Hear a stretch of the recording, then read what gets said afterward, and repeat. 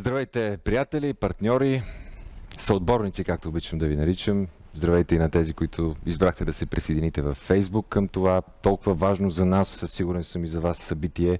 Аз съм Спас Кьосев и в момента се чувствам като най-добре защитения човек в държавата, защото съм в компанията на трима адвокати.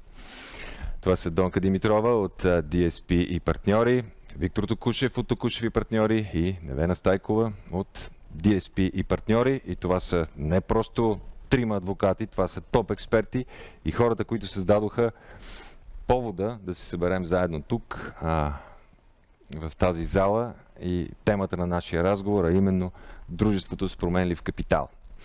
Благодаря, че сте тук. Обещавам, че всеки от вас ще си тръгне със стойност от тук в джоба. Събрахме се заедно, за да бъдем полезни на членовете на Беско и не само, като се опитаме да ги ориентираме предварително, ексклузивно и за първи път по някакъв начин днес в практичните ползи от това в българския търговски закон вече да има и дружество с променлив капитал. Как може да бъде използвано то, така че да ни направи конкурентни на световните компании?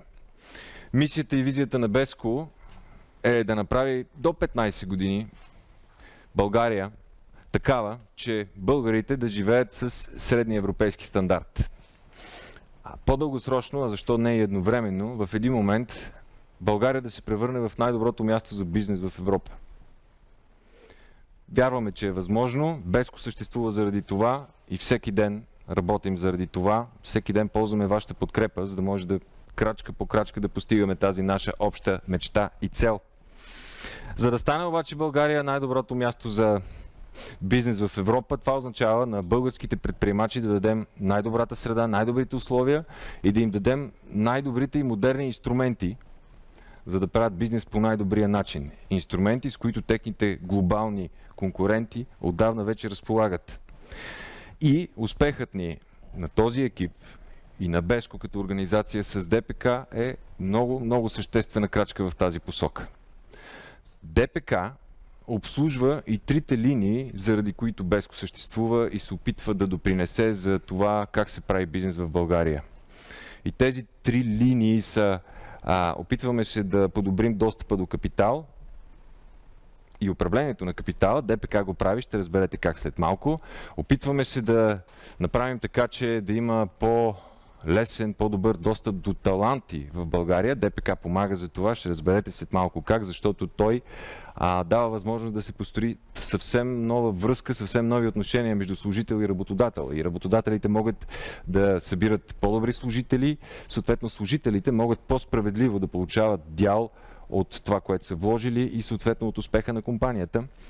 И като цяло леснява и правенето на бизнес, защото това е третата линия, за която Беско всеки ден работи и се бори. Това е ease of doing business, защото административното управление на бизнеса вече става по-лесно. Контрола не е по-малък от държавата и това е нещо много важно, което трябва да отбележим. След малко ще разберете, че е така, но отношенията между държавата и бизнеса се улекотяват заради това, което постига дружеството с променлив капитал.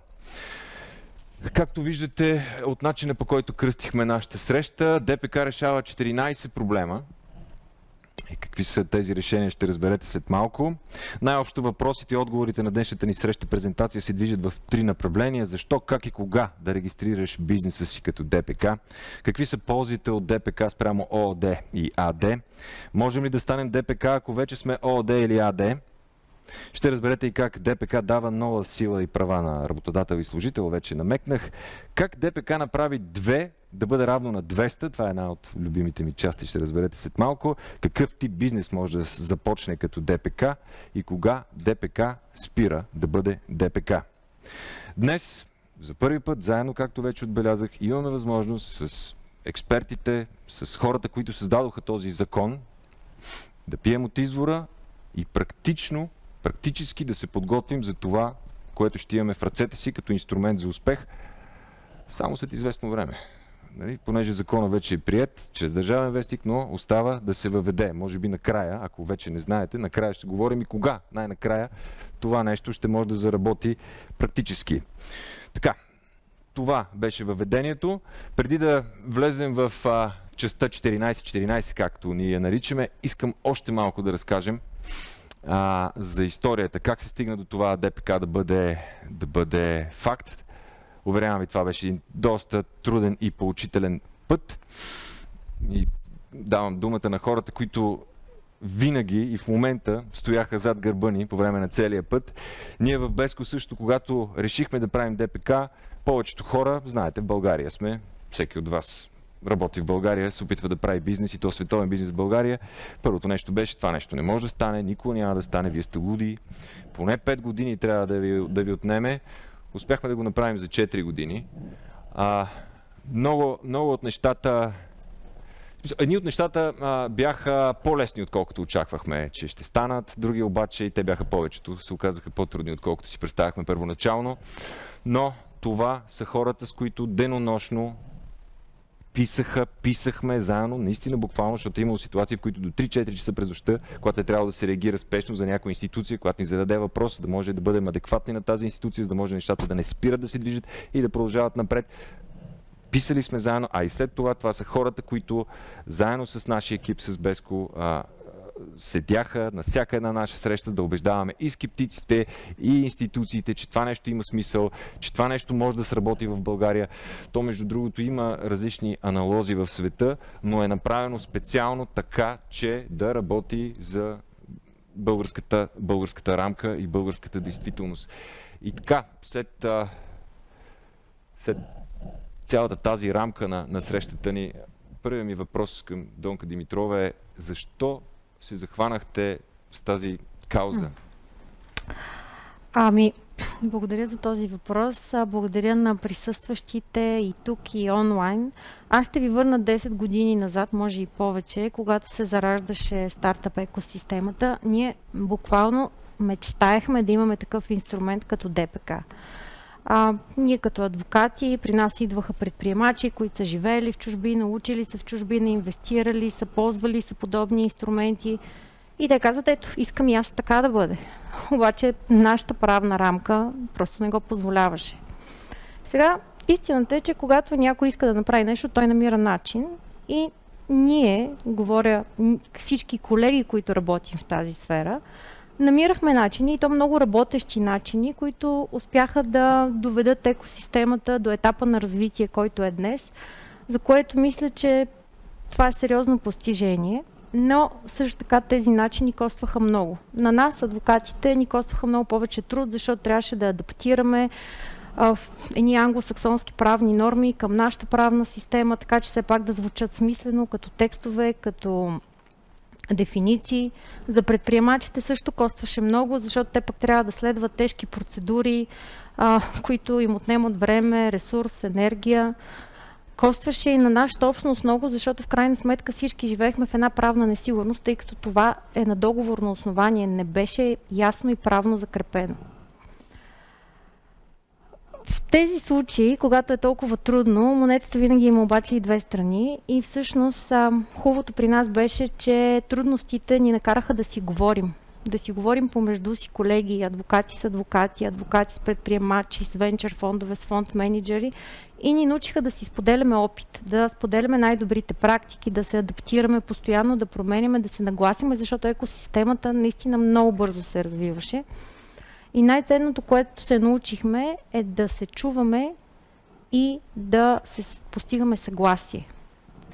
И точно защото работихме по този колаборативен начин, всички участници в системата, ние много добре знаехме кои са проблемите пред бизнеса, и когато Беско дойдоха при нас с подобна идея, за нас беше толкова естествено да се включим. Ние знаехме кои са проблемите, знаехме как да се решат тези проблеми. Просто трябваше някой като Беско, който да ги припознае и да ги изкара до края си. Казах просто, но то не е толкова просто, защото нормотворчеството всъщност е един доста тежък и сложен процес. Особено това се случи последните 4 години, когато политическата обстановка в България, всички сме наясно колко нестабилна беше, колко правителствата се смениха. Освен това, това е много радикална промяна. Ние на практика въвеждаме цяла нова форма на дружество в България, и тя няма как да стане само от адвокати от практиката. Тук, и няма да спрем да го споменаваме, това нямаше да бъде по този начин, с тези толкова изчистени и изпипани текстове, ако не се беше включил професор Ангел Калайджиев. За тук присъстващите, може би това име не говори много, но за нас, които сме завършили право в България, това име е синоним на най-добрия в момента учен по търговско право в България и трябва да ви уверя, че неговия прогресивен начин на мислене всъщност помогна ДПК да представлява това каквото е в момента и по начина, по който е приет. Също така искам да ви уверя, че екипа, който е работил, Спас го спомена много пъти, но ние и всички, които сме участвали, сме инвестирали часове в проучване и анализ на вече съществуваща такава уредба. Взели сме практика от най-добрите страни в Европа, които отдавна имат такъв тип дружества. Това са Холандия, Люксембург, Белгия, Франция. Въпросът е, че искахме да направим нещо наше. И това, което направихме, то стана уникално и го казвам не защото ние сме го направили, а защото наистина е дружество, което е в пълна хармония с съществуващата правна система, с нашия опит, с това, което сме свикнали да правим, но по много модерен и прогресивен начин надгражда и вече отговаря на нуждите на бизнеса. 4 години спомена Спас. Аз, ако трябва да влизам в детайли за тия 4 години, ще падне голямо оплакване, така че ще ви го спестя. Но съм много щастлива, че към днешна дата, когато седнахме с белия лист пред нас и констатирахме тези 14 проблема, нямахме амбиция, че ще може да ги решим всичките, а в крайна сметка даже и отгоре стана. Да, чудесно, страхотен успех наистина и много труд, както Виктор веднъж отбеляза. 4 години обаче са нищо при такъв резултат. Невена също, аз от тебе за първи път чух тези 14, това стана повод да кръстим така и нашето събитие. И тук е моментът да ви издам една тайна. Ние сме ви си брали за 14 проблеми, 14 въпроса, но те са 16. И може би един от най-интересните от тях е 16-тият, а именно мога ли да ползвам ДПК, ако вече съм ООД или АД, но това ще го разберем накрая. Сега давам думата на експертите да ни разкажат за резултата от всички тези усилия и защо ДПК е новото оръжие за успех на българския предприемач. Опитали сме се да подготвим това, което ще чуете под формата на диалог между нас, за да може да сме максимално полезни и да е максимално практически насочено това, което ще чуете. След това ще имаме възможност и да си задаваме въпроси. Колеги, мисля, че е най-логично да започнем с името на дружеството.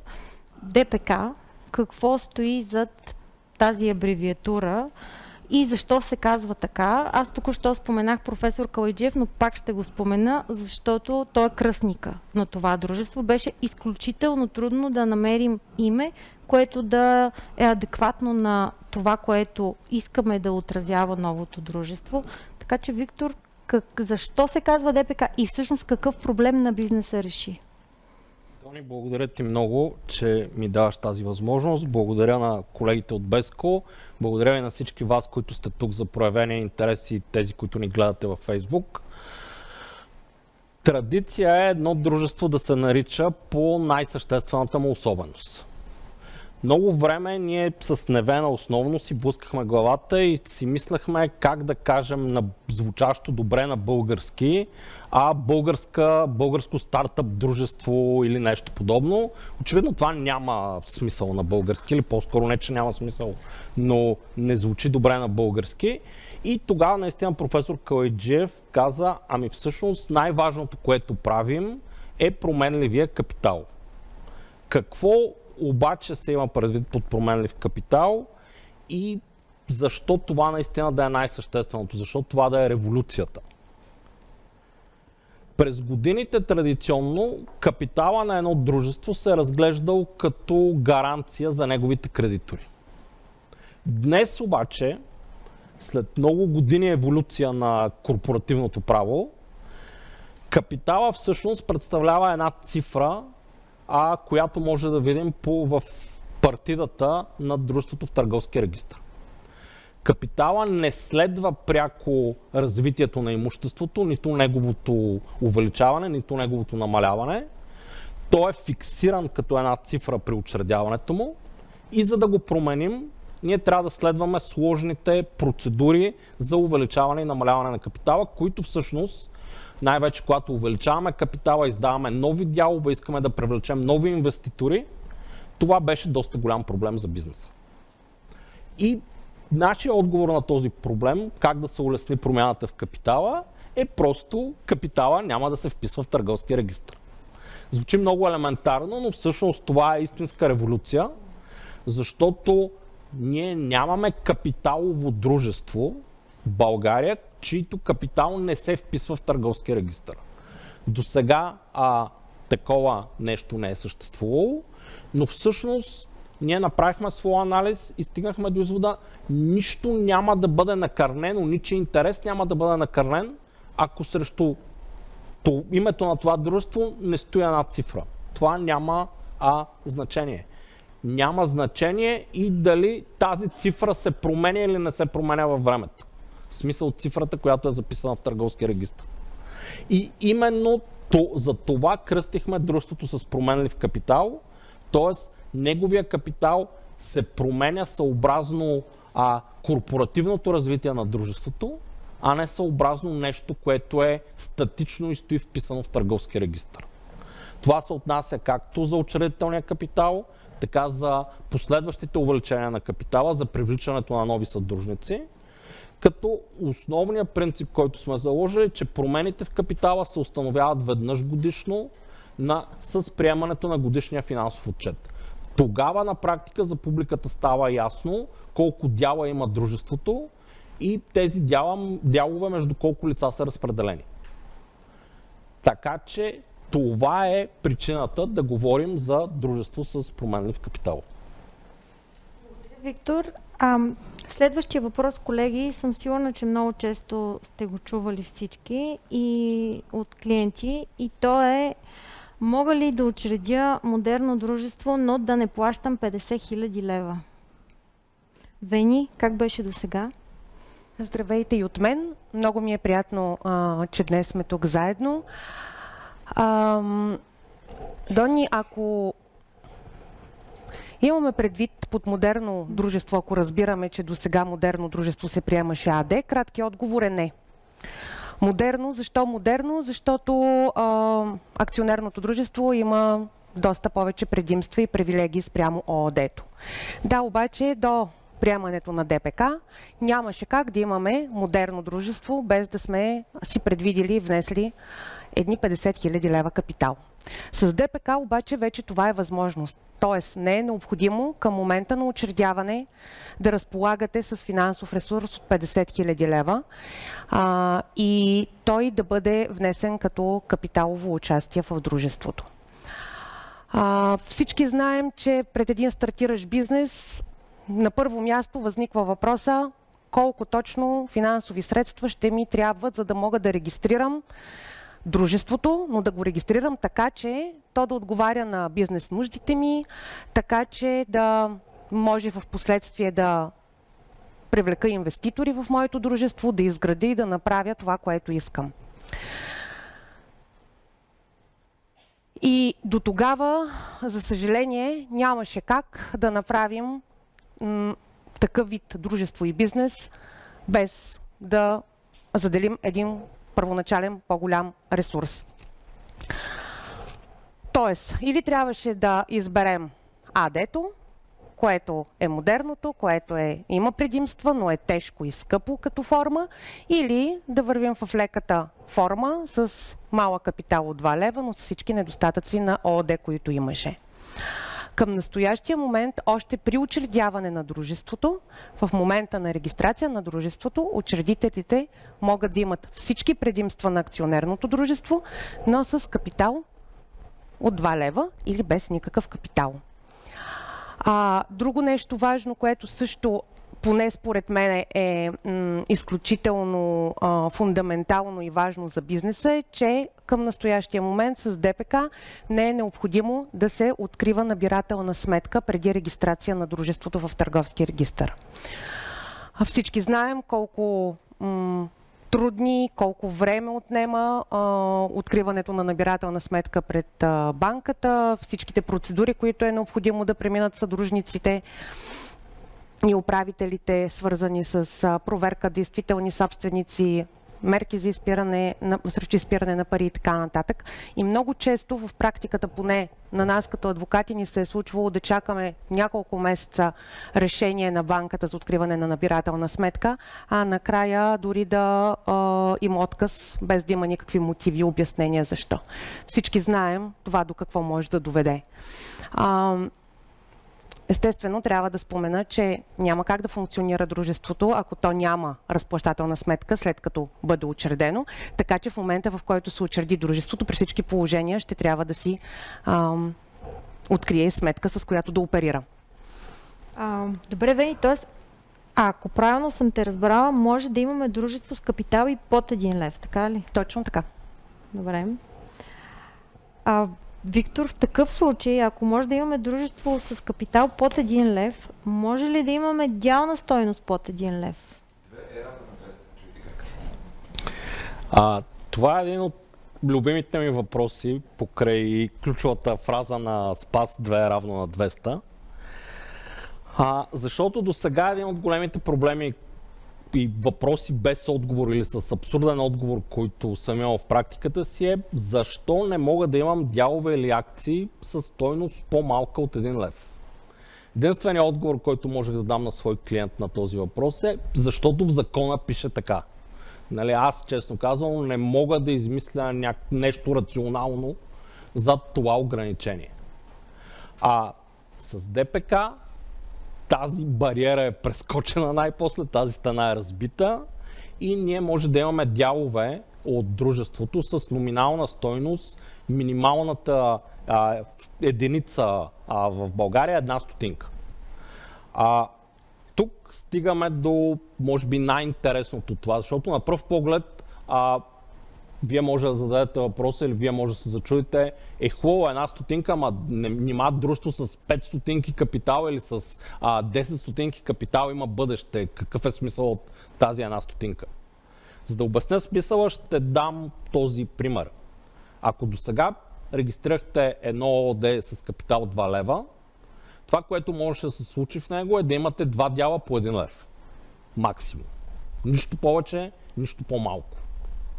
Може би по-малко един дял от 2 лева. Все едно. Днес в ДПК, ако регистрирате дружество с капитал 2 лева, т.е. наберете 2 лева капитал, този капитал от 2 лева може да бъде разделен в 200 дяла по 1 стотинка, от които фаундъра на дружеството да запази 150 за себе си и 50 да предвиди за своите служители. Това е революция в корпоративното структуриране на един бизнес, който е в началото си. Нали, тази възможност, според мен, променя много и всъщност за това е важен дел от 1 стотинка. Не, че ще правим дружества с по 5 стотинки, както вече споменах. Добре, колеги, обсъдихме капитала, обсъдихме дяловете. Сега мисля да поговорим малко за правата и задълженията. Няма да може да обхванем абсолютно всички аспекти на ДПК. Сега говорим върху тези 14 въпроса, които всъщност са били на масата. Има още много неща, затова така отгоре ще мине във всичко. Вени, трябва ли всички съдружници да имат личен принос в ДПК? Това е въпросът за личния принос на съдружниците. Защо го поставяме тук и защо беше една от темите и един от тези 14 въпроса, които искахме да решим с новото дружество. Личният принос като личен принос на съдружниците се свързва основно с задължението на даден съдружник да допринася със своето лично участие в дейността на едно дружество. При дружеството с ограничена отговорност задължение за личен принос има за всички съдружници. Тоест няма как някой от съдружниците да се отдели от това задължение и за него то да не важи. От друга страна, при акционерното дружество задължение за личен принос няма за нито един от акционерите.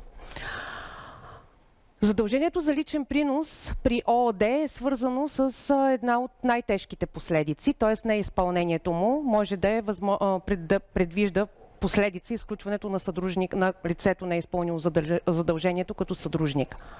Защо това беше важно за предприемачите, за новия вид дружество и защо се спряхме толкова много на него?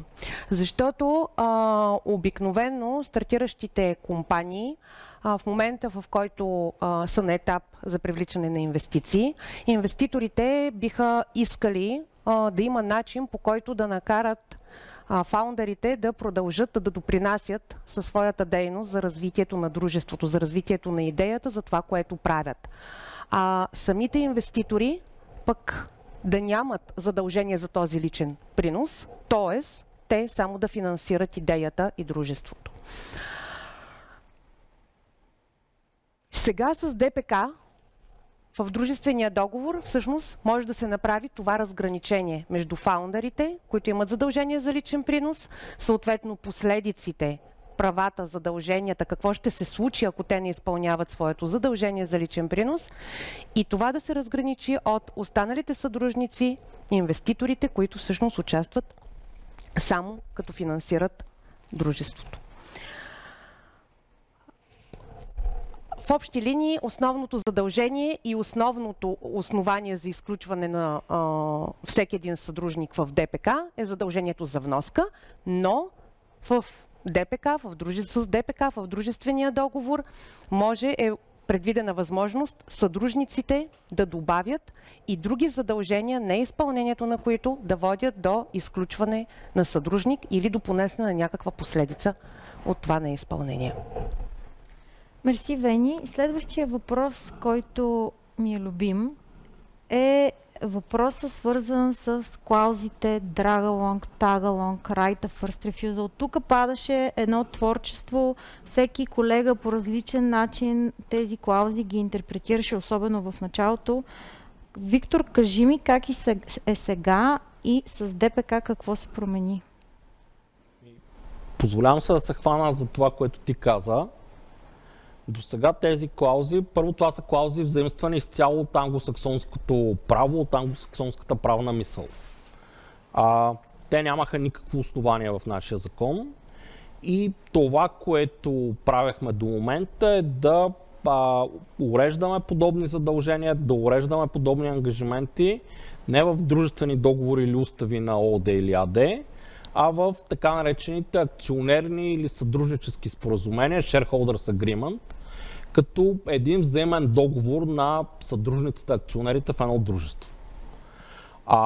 Правехме го именно защото не беше ясно валидността на такива клаузи, включени в учредителните документи на едно дружество.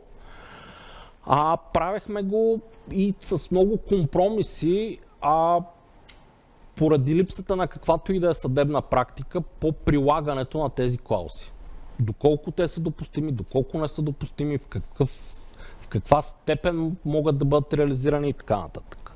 Днес в ДПК съществуването на тези клаузи вече е уредено в закона.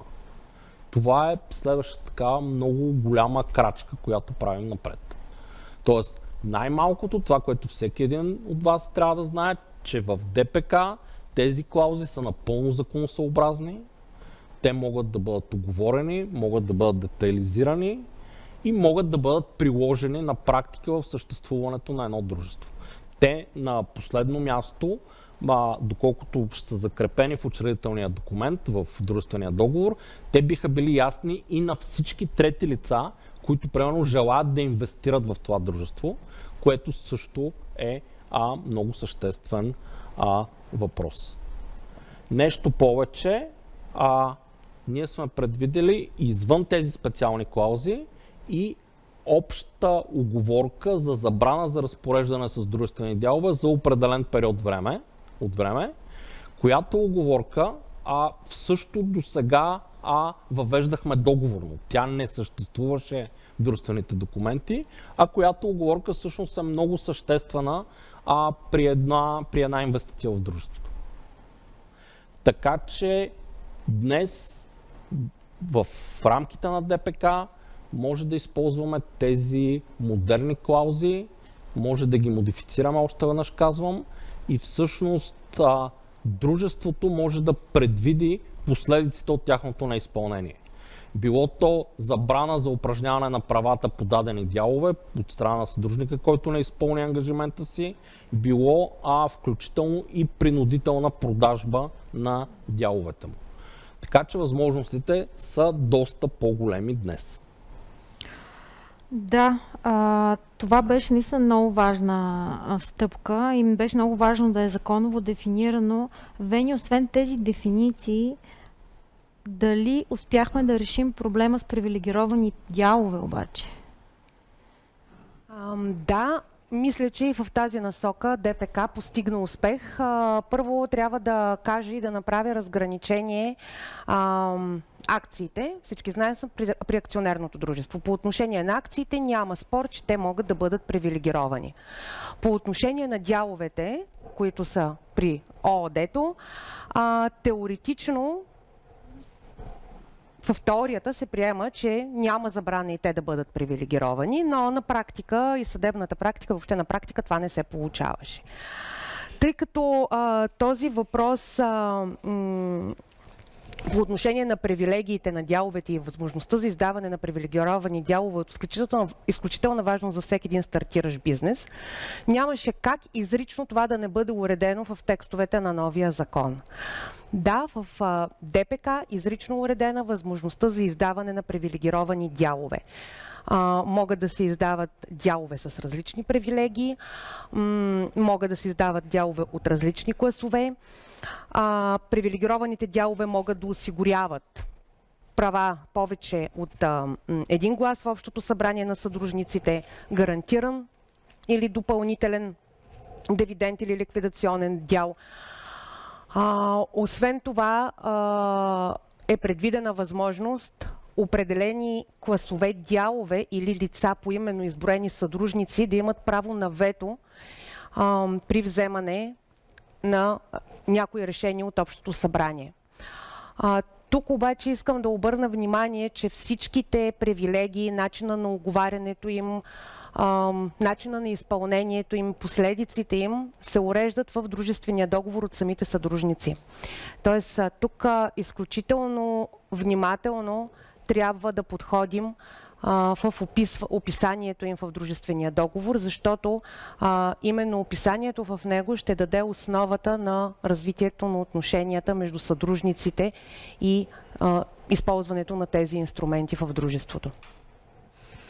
Мерси, Вени. Стигнахме до проблем номер 7 и той ми е много любим. Виктор, аз съм сигурна, че много пъти сте били изправени и вие и много колеги, които работим в тази сфера, а именно казуса с това дали е предвидена в закона възможност за стимулиране на служителите чрез предоставяне на дялове от дружеството. Аз като че ли имам късмет днес и на мен ми се падат всички по-така вълнуващи въпроси. Шегувам се, Невена също има своя дял в тях.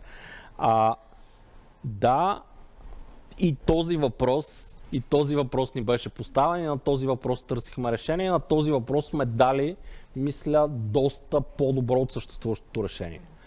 Бих си позволил с няколко думи да кажа какъв беше проблема до момента. На първо място, до момента нашето дружествено право не възприемаше въобще или по-скоро не разсъждаваше като че ли по концепцията да се дават дялове или акции на служителите. Нали, това нещо не беше уредено позитивно. Очевидно, особено за стартиращите компании, възможността да се предложат дялове на служителите е много важна, защото стартиращите компании трудно могат да привлекат служители с високи възнаграждения или с някакви много специални социални пакети и социални придобивки. Те могат да ги привлекат с обещание за дял от бъдещия успех. И какво се случваше до сега? До сега, за да получат дялове служителите, компанията трябваше да си увеличи капитала с едно решение, което да се каже, че в това увеличение могат да участват само служители и служителите да запишат дялове или акции от това увеличение.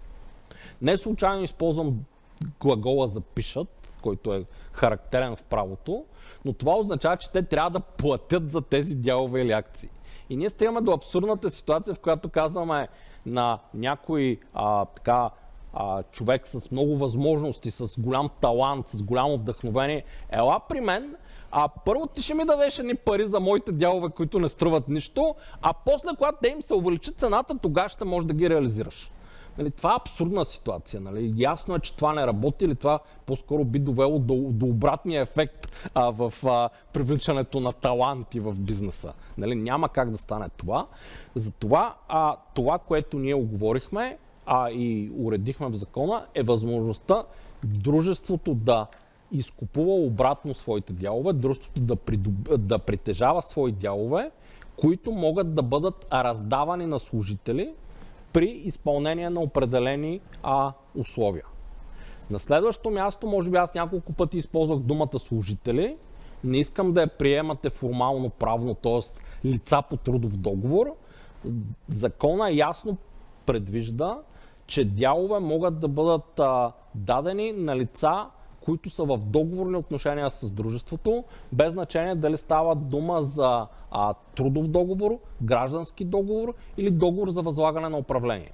Тоест, във всяка една от тези хипотези, служителите, отново казвам в широк смисъл, могат да получат дял от дружеството, като, както може да видите и в презентацията, може да бъде уговорено, че придобитите по този начин дялове не могат да бъдат прехвърлени за определен период време, като този период не може да бъде по-дълъг от 5 години. Тоест, опитали сме се да балансираме интересите и на служителите, и на фаундърите, на собствениците в компанията. Седми въпрос е онзи въпрос, който когато ходим на интервюта, разтваря един такива мечти. Представете си, ако имахме дял от Google, от Facebook, още в самото начало. Между другото, имаме и реални примери на хора от екосистемата и те са близки хора около нас, срещаме ги всеки ден, които са работили години наред за американски компании и на подобен тип построили отношенията си още при постъпването в тези компании. Когато решават да напуснат, стават милионери от факта, че напускат, взимат тия пари и идват в България да правят бизнес с тях. Голям бизнес. Абсолютно е така. Това много ще ни улесни всички ние, които практически прилагаме. Ще почнем да прилагаме тези текстове. Се надяваме да привлекат хора. По съвсем друг начин ще се случват нещата. Целият документооборот ще е различен, но да, това ще го видим в бъдеще. Следващите въпроси, които е решил ДПК, са свързани с управлението и тук аз искам да влезна в ролята на фаундър и да ви задавам въпроси, така че да могат нашите гости да си представят по-лесно какви са точно промените и разликите с ДПК. Тоест, какво ще направя аз, като в Америка ми дадат тия милиони и дойда да правя бизнес в България? Имам ДПК, и сега ще разберем какво ще ми се случи, обаче, какво ще направя аз, по какъв начин ще го направя и каква отговорност ще нося. Защото едната страна на монетата е това, което вземам, но другата страна е това, което носи като отговорност. Вени, ще регистрирам фирма. Искам обаче да избера сама дали да имам управител или да си назнача управителен съвет. Мога ли да си избера? Вече с ДПК можеш. Преди нямаше как да се случи. Преди приемането на ДПК, от избора на дружество зависеше и от това по какъв начин ще се управлява то. Ако решим да изберем ООД, задължително едноличен орган, управител. И то физическо лице. Ако решим да изберем акционерно дружество, задължително колективен орган.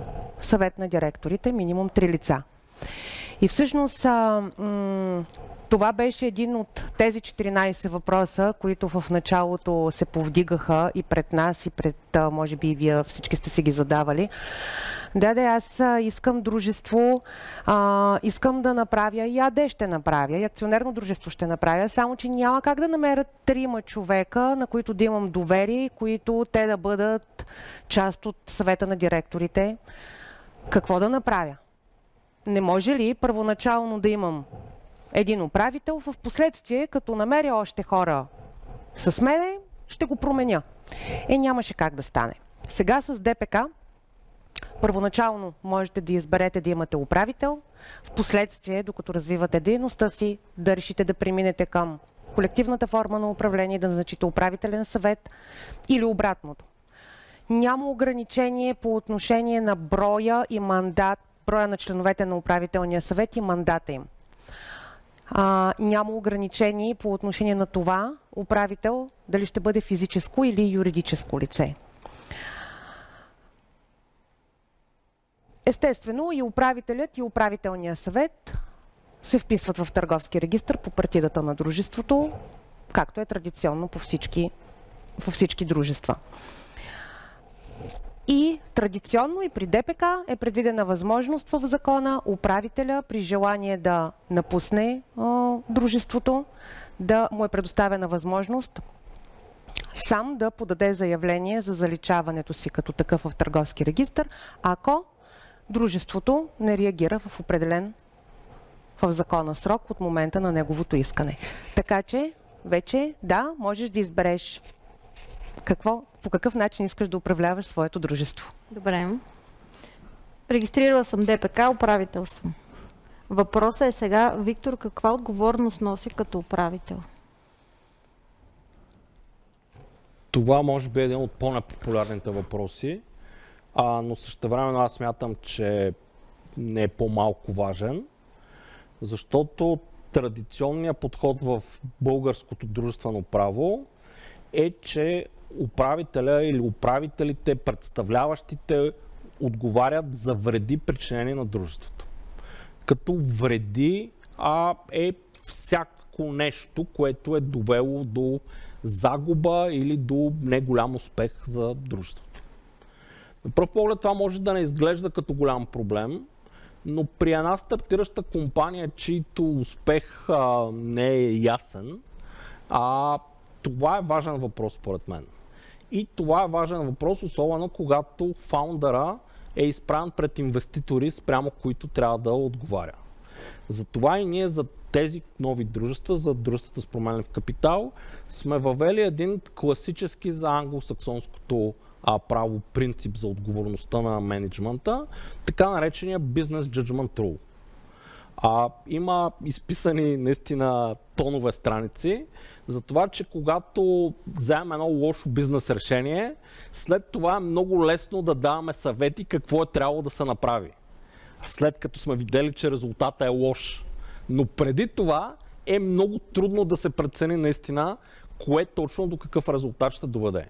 Затова принципа на Business Judgment Rule е, че управляващите не могат да отговарят или не носят отговорност за свои действия, които са взети при съобразяване на цялата налична информация и възможните рискове и възможните ползи за дружеството. Тоест, ако сме си направили домашното, дори накрая бизнес решението да не е успешно, това не може да ни бъде вменено във вина и не може ние да носим отговорност за него. Смятам, че макар и не толкова популярно, колкото останалите нововведения, които правим с новото дружество, това всъщност много ще стимулира мениджмънта на стартиращи компании да е по-смел в своето управление и в преследването на целите си. Както обича да казва братовчет ми, няма грешни решения. Всяко решение е вярно спрямо информацията, с която разполагаш към момента, в който го взимаш. Точно така. Вие сте го вкарали в закон. Супер. Продължавам с въпросите. Вени. Сега имам и съдружник. Само, че той е в чужбина. Или е на морето. Или кара ски. Няма значение. Няма го. Не е при мен. Обаче трябва да проведем общо събрание. Какво правим? Как действаме? Дони, вече с ДПК можете да проведете общото събрание дистанционно. Преди нямаше възможност, не беше закрепена това като дадена възможност в дружествата, но вече при ДПК, да, можете да направите дистанционно общо събрание. Всички знаем, че провеждането на дистанционни общи събрания е една практика, която се наложи неформално по време на пандемичната обстановка от COVID-19, но пък много бързо показа че е много полезна и дава много добри резултати, така че няма дори малко закъсняло това законодателно решение. Мисля, че ще облегчи страшно много бизнеса, поне по отношение на провеждане на общите събрания.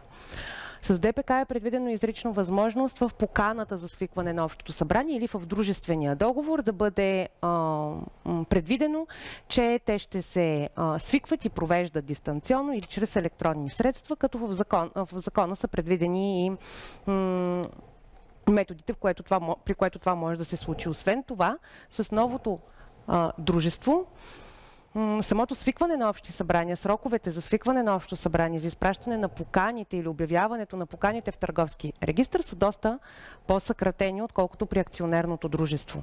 При ДПК свикването на общо събрание с покана в търговски регистър е 15 дни преди провеждане на общо събрание, а с изпращане на покана до съдружниците, включително и по електронен път, е 7 дни срока между свикването и провеждането на общото събрание. Освен това е съхранена и възможността за неприсъствено взимане на решенията при решение на съдружниците за това нещо, каквато възможност и към настоящия момент съществуваше в дружествата. Добре. Благодаря ти, Вени. Аз продължавам. Сега разбрахме, че съм си учредила ДПК, аз съм управител, не съм ходила в банка, за да си откривам набирателна сметка, но вече ми трябват съдружници. И искам да си продам 50% от дяловете, обаче новия съдружник е в чужбина, както става ясно, или е някъде, няма го. Виктор, как стои въпроса сега? Аз какво правя? Ходя при нотариус, пращам го него при нотариус, пращам го при консула, търсим най-близкото консулство, където се намира той, караме го да слага апостил, даваме му образец, какво е това животно апостил. Въобще, как Доня, се разбирам те нещата? какво те притеснява. Наистина разбирам какво те притеснява. И тези притеснения ги имаме всички в практиката с относително скорошните във времето нововведения относно формата за прехвърляне на дружествени дялове от ООД. С оглед опазване на правната сигурност беше въведено изискване дружествени дялове от ООД да се прехвърлят с писмен договор с нотариална заверка на подпис и съдържание. Тоест, ако трябва да отговоря до сега директно на въпроса ти, за дружествени дялове от ООД нямаше как да не отидем при нотариус. Нещо повече, заради тази специфична форма заверка на подпис и съдържание, ние не можехме да отидем при нотариус в чужбина, дори при български консулски представител в чужбина, ние трябваше да отидем при нотариус в България, защото така е най-лесно и удобно за бизнеса, разбира се. Имаше голям натиск и при новото дружество да се съхрани правната сигурност, т.е. усложнената форма за прехвърляне на дружествени дялове. И затова към момента за първи единствен път в тази презентация ще си позволя да цитирам текста на закона, до който стигнахме, който казва, че дружествени дялове от ДПК се прехвърлят с писмен договор, с нотариална заверка на подписите, освен ако в дружествения договор не е предвидено, че се прехвърлят в писмена форма. Така че от една страна имаме защитата на правната сигурност и ако не си оговорим нещо в дружествения договор, то формата е нотариална заверка на подписи. Поне може да го правим и в чужбина. Но ако предвидим изрично в дружествения договор, може да прехвърляме дялове от ДПК в проста писмена форма, което е огромно облегчение и аз съм сигурен, че повечето фаундъри ще решат по този начин да им се прехвърлят дружествените дялове. Добре, Вени, аз продължавам. Вече имам един съдружник, ясно, не сме ходили при нотариус, всичко се случи в офиса на нашите консултанти, адвокати. Още съдружници искам, трето лице, непознато за дружеството. Какво правя? Трябва ли сега да питам съдружника си, дава ли, не дава ли? Как се случват нещата? След като имаш регистрирано ДПК вече, не е необходимо да питаш съдружника, освен ако в дружествения договор не сте договорили нещо друго. Но до сега, до момента, свободно прехвърляне на дялове не можеше да се можеше да се случва само между съдружниците в дружество с ограничена отговорност. Ако даден съдружник в дружество с ограничена отговорност искаше да прехвърли своя дял на трето, външно на дружеството лице, то трябваше да се свика общо събрание и да има решение на съдружниците и то взето с квалифицирано мнозинство. При акциите нямаше този проблем и няма този проблем, т.е. акциите са по принцип свободно прехвърляеми на трети лица. С ДПК вече принципът е, че прехвърлянето е свободно, освен ако друго не е договорено в дружествения договор. Тоест, ако съдружниците са преценили, че следва по някакъв начин да ограничат свободата на прехвърляне и влизането на външни трети лица в дружеството. Тоест, ако съдружниците търсят сигурност, те могат да ограничат прехвърлянето на външни лица по подобие на винкулираните акции. Това го договарят дружествения договор и се случва ограниченост в участието на трети лица в дружеството.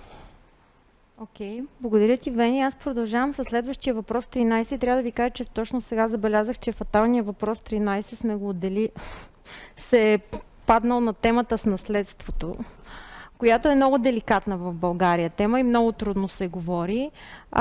Но всъщност, как мога да съм сигурна, че труда, който съм вложила, времето, усилията, в крайна сметка, моя дял от този труд ще отиде справедливо при моите наследници? Мога ли аз това да го подсигуря при живе? Виктор?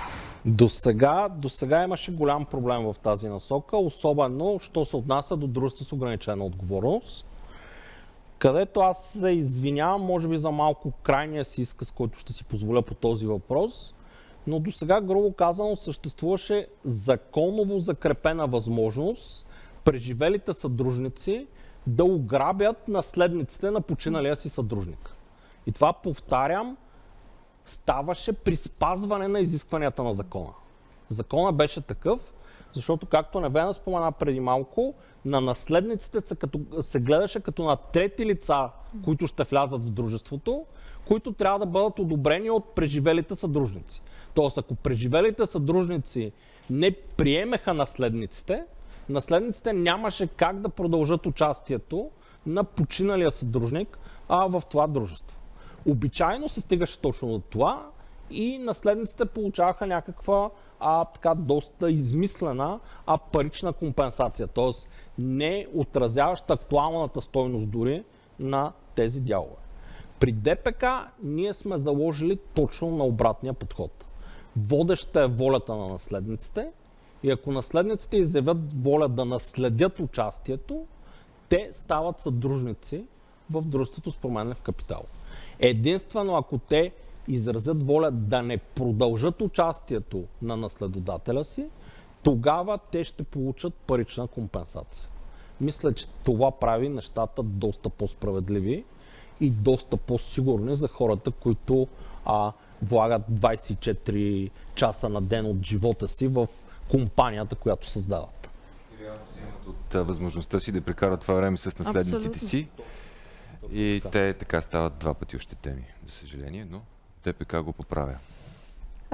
Добре, стигнахме до последния проблем, 14. Аз рязко ще сме на темата от наследството. И всъщност искам да засегнем това, което една улеснена процедура, която от юни месец се надявам да може да я ползваме много, всички да може да я ползваме и ще се възползваме с сигурност от нея. Това е процедурата по превръщане на конвертируемите заеми в капитал. Аз не знам колко от тук присъстващите са минавали през такъв процес, но той със сигурност е дълъг, тромав и не оставя добър вкус в устата. Вени, как е сега? Сега, след като вече имаме ДПК, и се надявам и аз от юли месец да можем да я използваме, процедурата по превръщане на предоставени заеми в дялове от капитала ще се случва много по-лесно, така както е договорено в дружествения договор. Първо, към настоящия момент конвертируемите заеми можеха да се превърнат в част от капитала, като се минаваше през процедурата за апорт. Оценка, не парична вноска. Всички знаем, процедурата по апорт преминава през търговски регистър, свързана е с административна процедура, с доста време.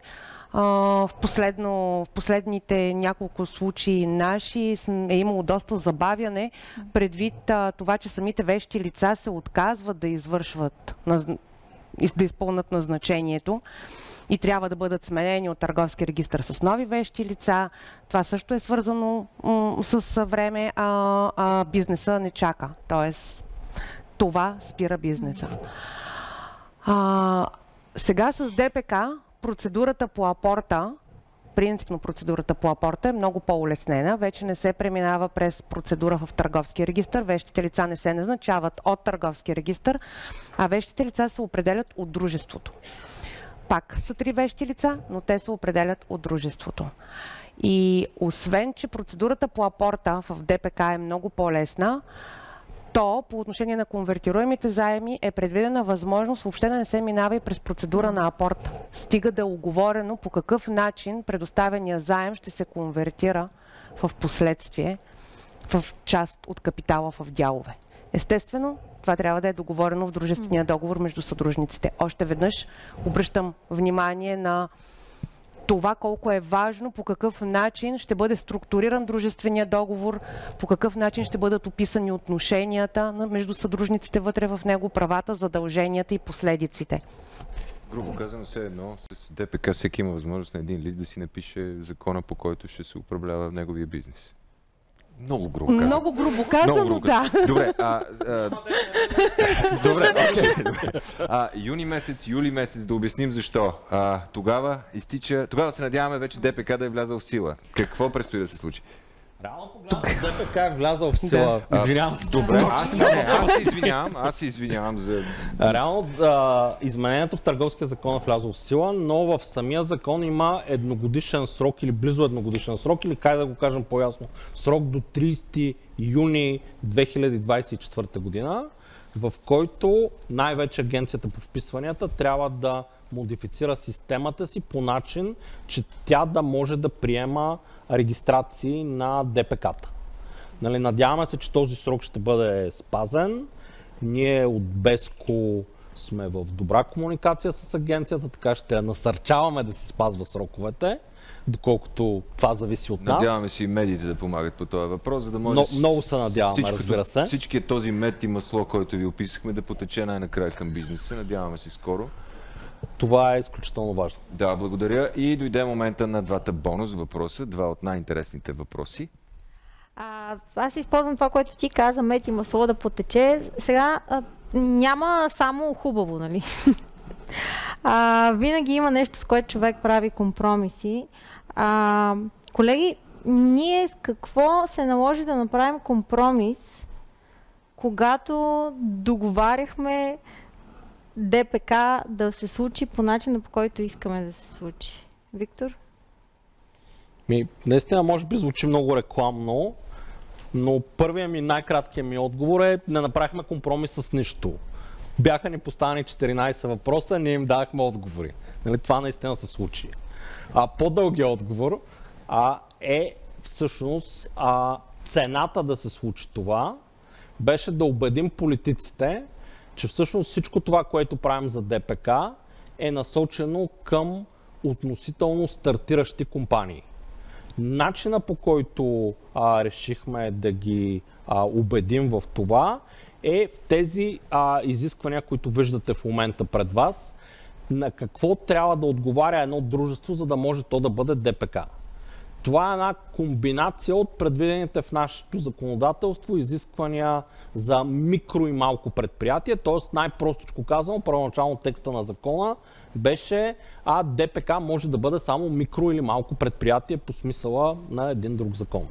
След това изискванията към микро и малко предприятие бяха така умесени и бяха изложени по този начин. Тоест, вие може да имате ДПК, докато са спазени поне две от тези 3 изисквания, т.е. не ги нарушавате, т.е. докато имате персонал по-малък от 50 души и годишен оборот или стойност на активите по-малка от 4 милиона лева.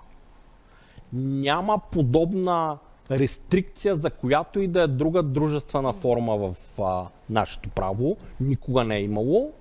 И аз лично съм уверен, че тази рестрикция ще отпадне, когато ние покажем, че ДПК не хапе, а ДПК наистина е полезно за бизнеса.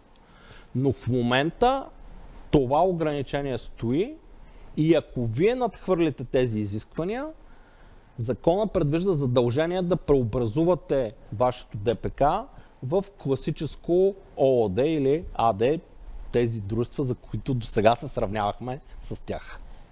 Като споменахме политици, имаме техни представители тук в залата сред нас. Това са хора, които много помогнаха за това ДПК да е факт и да е закон. Благодарим от името на Беско и от името на бизнеса и от името на експертите. Последния въпрос. Какво се случва с завареното положение?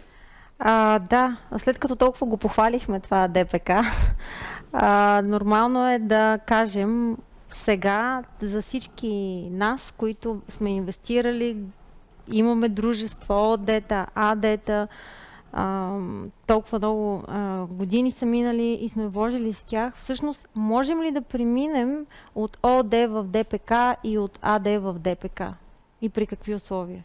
Всъщност да, можем. ДПК не съдържа никакви ограничения по отношение на това съществуващи към момента дружества, независимо какви са те, да се преобразуват в ДПК. Стига да не преминават границите и отговарят на условията, които преди малко Виктор спомена. Факт е, че това дружество е планирано за дружество за стартиращ бизнес. Но честно казано, аз си мисля, че много съществуващи бизнеси към момента биха могли да припознаят много от инструментите, които преди малко представихме и изложихме, и да решат, че те ще са по-подходящи за изпълнение на своите бизнес цели и да се преобразуват в ДПК. И честно казано, аз бих се радвала това да се случи все повече ООД-та да се преобразуват в ДПК. Добре, благодаря ви. Аплодисменти за нашите експерти. Благодаря за тези полезни разяснения. Това, което не ви казах за братовчет ми е, че той казва, че и всяко решение е предпоследно.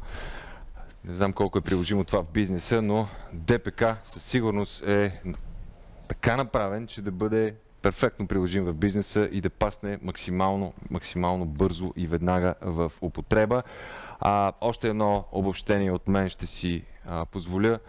От ДПК и неговото въвеждане надяваме се максимално скоро или поне да бъде в срок.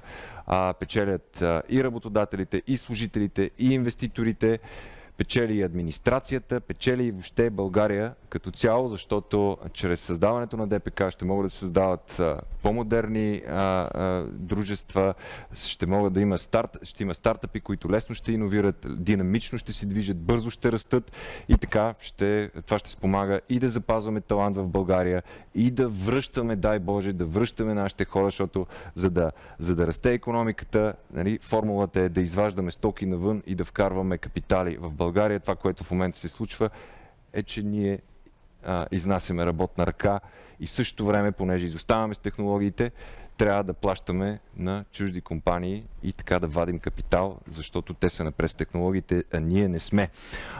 Това е момента, в който може да зададете въпроси. Ако искате, може да ги зададете сега пред всички. Ако искате след малко на приятна чаша с вино, може да обмените и контакти с нашите експерти. Винаги може да търсите екипа на Беско за конкретни въпроси, свързани с ДПК. Ние ще ви свържем с точните хора и ще търсим най-бързото и най-практичното решение. Благодаря ви за вниманието и за отделеното време. Очакваме скоро ДПК да бъде въведено. До тогава, както ви казахме, сме отворени за въпроси и съдействие. На мейла си, благодаря, че си записахте, на мейла си всеки от вас ще получи цялата презентация и ще може практично да използва като ориентир, като някаква координатна система на очакванията си, свързани с ДПК. Срещата ни беше излъчена на живо във Facebook. Там също може да намерите и пълен запис в случай, че ви е необходимо да се върнете към някой конкретен момент от това, което се случи. На колегите журналисти в тази част на събитието обикновено обичам да отбелязвам, че Беско не е търговски бранд. Това е абревиатура на английски и споменаването в публикациите не носи търговска полза и ви благодаря да споменавате Беско спокойно и свободно, както казваме Съюз на българските журналисти, както казваме Лекарски съюз и всичко останало. Така, това е. Очаквайте презентацията. Сега заповядайте в онзи кът, където нашите членове на Беско, Co-Kitchen и наши партньори във всичките ни каузи са се погрижили да се чувствате добре. Нет, искаш ли да удариш? Искаш ли да удариш последния пирон? Последния пирон. Аз много се извинявам. Трябваше да открия, обаче света е бърз, аз съм малко по-бавен от него. Това, което всъщност се случва тук, е еманация на 4 години труд. И тези хора 4 години се бориха това нещо да се случи. Чухте за цялата важност, всъщност, защо е важно да има ДПК и защо е хубаво и защо не. Аз, ако зум аут на малко, искам само да кажа, че също от изключителна важност е, че успяхме да направим тази реформа, защото това е нещо, което всъщност е най-голямата реформа, откакто има демокрация. И заявката, че ние всички заедно може да правим такъв тип неща в една по принцип консервативна сфера като търговското право, всъщност е заявка, че ние може да променим всичко, което ни харесва. И с тази позитивна нотка към виното. Благодаря ви. Успех!